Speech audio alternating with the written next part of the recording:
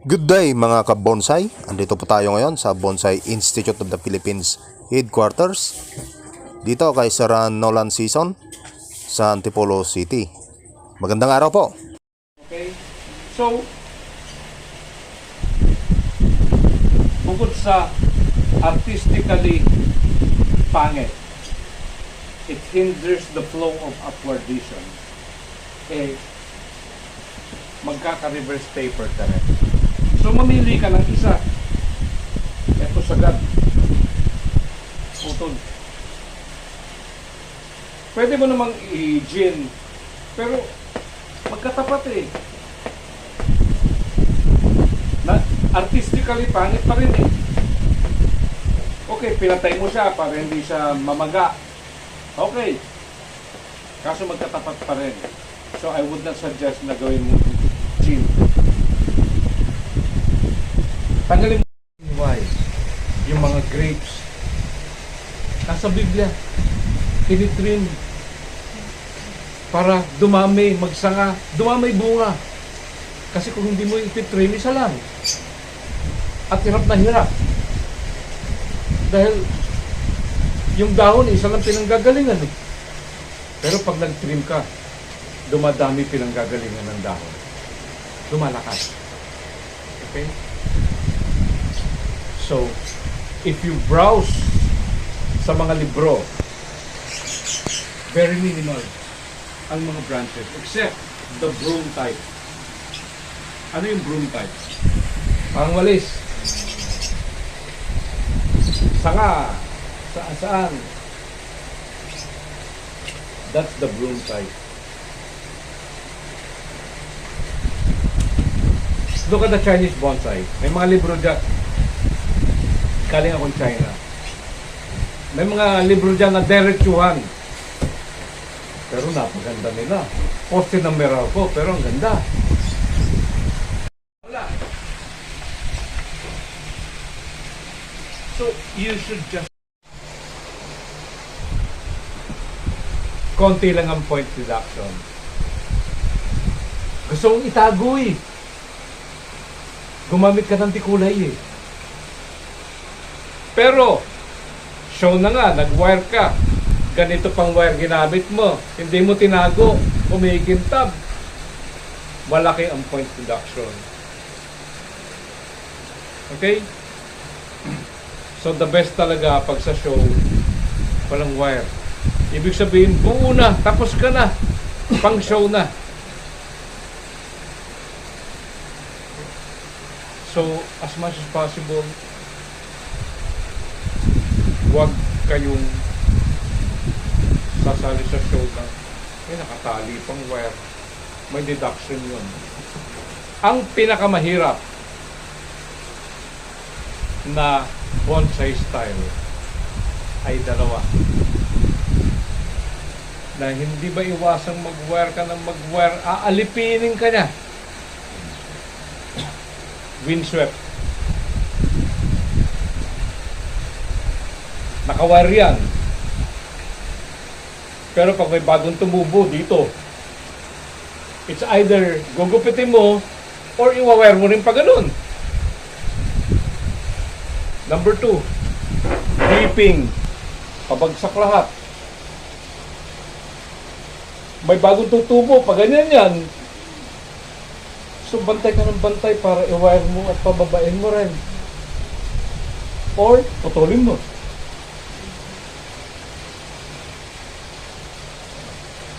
So, for me, those two styles, windswept and whipping, ang pinakamahirap.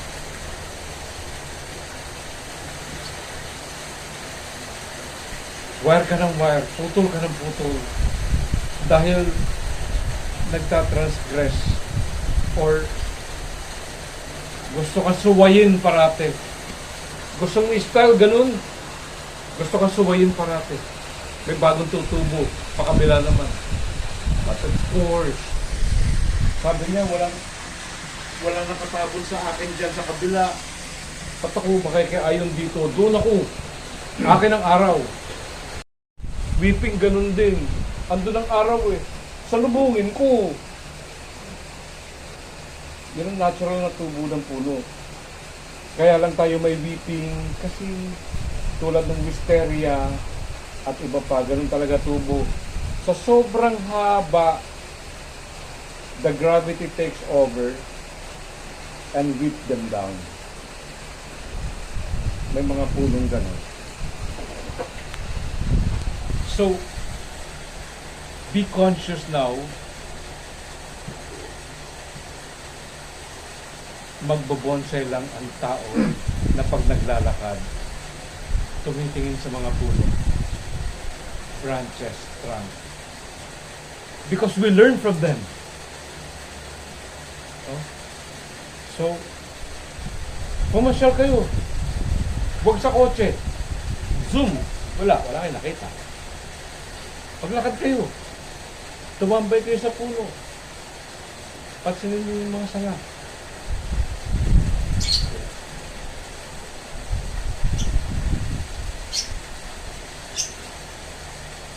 Lalaki or lindor, magwo-workshop sa malalaki, nandyan na nakapatong, hindi bubuhatin, doon na i-workshop, gunting na lang ang kailangan. Mga babae, mame, shohin, small, pwede nyong dalhin dito. At dito kayo maggupit-gupit, mag-wire-wire. Different sizes of wire nandito. Mamaya yan, after lunch. Okay. Hindi na siya bata. So, anong approach doon? Ang second question, sa may secondary, tertiary, hanggang sa later generation ng branches, anong gagawin mo para hindi siya magkopya? Kasi karamihan, nagpopompom na, nagtutopya. Ituturo ko sa inyo, clouding, ibig sabihin, anything that connects, first, any branch that defies the design, tumubo pababa, putol. Any branch na nagre-reach na sa next branch, upper branch, putol. So madidefine nyo siya na parang ulap. Okay? Anything na lumampas dun sa design nyo, putol. Para lang kayong barbero. Okay? What we call the clouding. Pauulapin nyo siya para hindi mag-topiary. Mahirap ang mame. Ito yung puno. Saan ang espasyo mo para sa texture?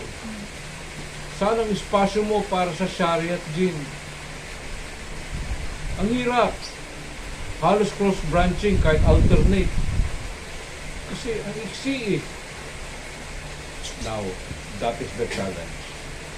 But look, an imbalanced tree is also beautiful. Ring ng brain natin. Na pag nasa silong ka ng mataas na puno at tinignan mo yung apex, pinapayungan ka.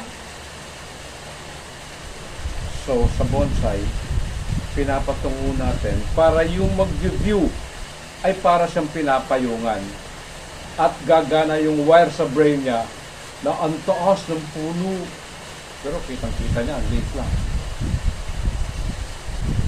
So that's the reason. Meaning, visually, may daya. Pero in a good way na daya. Meaning, pinapataas mo at the back of their head. Pinapataas mo yung puno dahil gusto silang payungan. So it does, kasabihan lang yung nagbabaw siya dahil humble siya. Of course, Asians, the Japanese, the Chinese, the Thailander, is when they say thank you, they bow. Hapon, they bow. Pababaan nga, kung yun, nag-uuntugan na eh. Oo. Okay? Sa Pilipino, after a performance, we bow. It's part of the culture. Ang buhay ng bonsai mo sa isang butas. Yung drain hole. Pag nilagyan mo to ng soil na nagpuputek pag nagdinig ka, nagre-retain ng tubig, kokonti ang dumadaloy, si ugat babad sa tubig, nabubulok, patay si bonsai. That's why we use river sand. Efficient ang drainage. Sobrang tubig, pupunta sa drain hole. Okay? Tamang-tama lang ang naiwang tubig. Hindi nagbubulok si ugat, buhay si bonsai. That's why we use river sand. But, there are trees na naghahanap pa rin ng soil. Okay? Kambilog. Bayabas. So what we do, yung river sand, hinahaluan namin ng konting lupa. Konti lang. Kasi baka magbara eh. Yun ang kalaban natin, yung pagbabara. At may ipon ng tubig sa loob. Okay? So we mix soil with river sand. But for Bantige, Premna, Vitex, or Bluebell, o kahit ano, puro na river sand. Balete, pinupuro namin. Pero, know the character of the tree. Sadyang may punong mapaghanap ng lupa. Kasi sa lupa mo kinuha eh. Tapos bigla mong What should be my pot? Yan.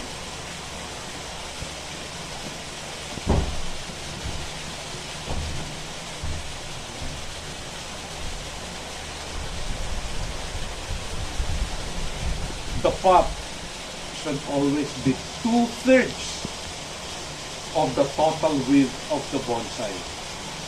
Rule of thirds tayo parate. 2/3 meaning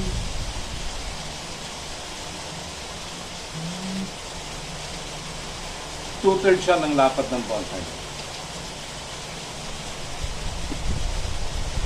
Okay? What should be the height of the pot? Pwede ko naman itong ipaso ng ganito. Training pot, okay yan. Bakit training pot? Okay ito. Kailangan niya ng nutrient. Kailangan niya makabuelo ng ugat. Malalim, malapad. Okay lang din naman. Pang show. Kayo lang naman ang tumitingin dyan sa garden yun. Okay lang. Ang sinasabi ko lang is pang show. What should be the depth of the pot? The depth of the pot is equal to the width of the bonsai, of the trunk of the bonsai. 1 inch, 1 inch.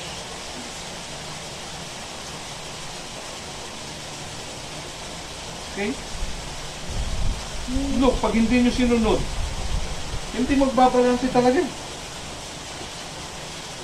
In an artistic point of view, nawala ka na sa balanse. Lapad ni trungko ang lalim ng paso mo. Huwag eksakto ha. Kasi may nagsabi sa akin, sir, ang lapad ng trungko ko eh 1.056890. Sana ako maghahanap ng pasong ganun. Huwag na mag-stock to. No? Kung may nakita kang 1.2, 1.1, or kahit 1, pwede na yan.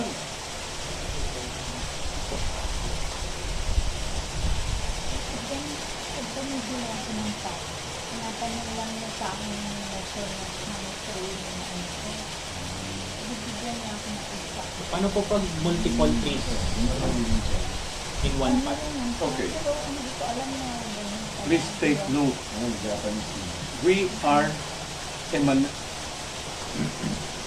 We are mimicking nature. So please make your pot as invisible as possible. Ang objective ng bonsai ay gawing invisible ang pasok.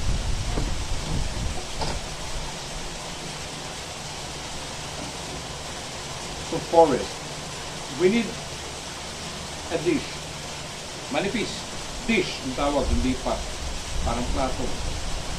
And then, dito na ang mga forest nyo.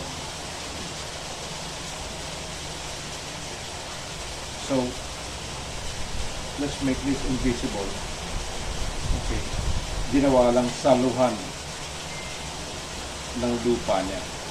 But take note, yung mga gumagawa ng forest fencing, halos wala kang makitang paso. Ginawa nilang invisible. Yung mga iba ay nasa bato lang. At yung bato ang ginawa nilang paso. Okay. So forest dish.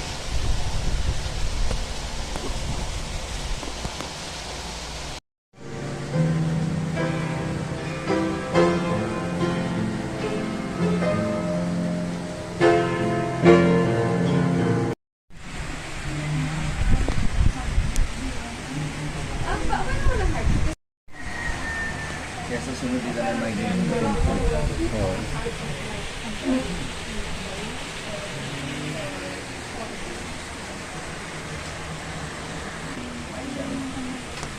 pang YouTube mo ba to? Naka-play yata eh. Naka-play pala eh. So picture lang kita. Pang ano, thumbnail. Video.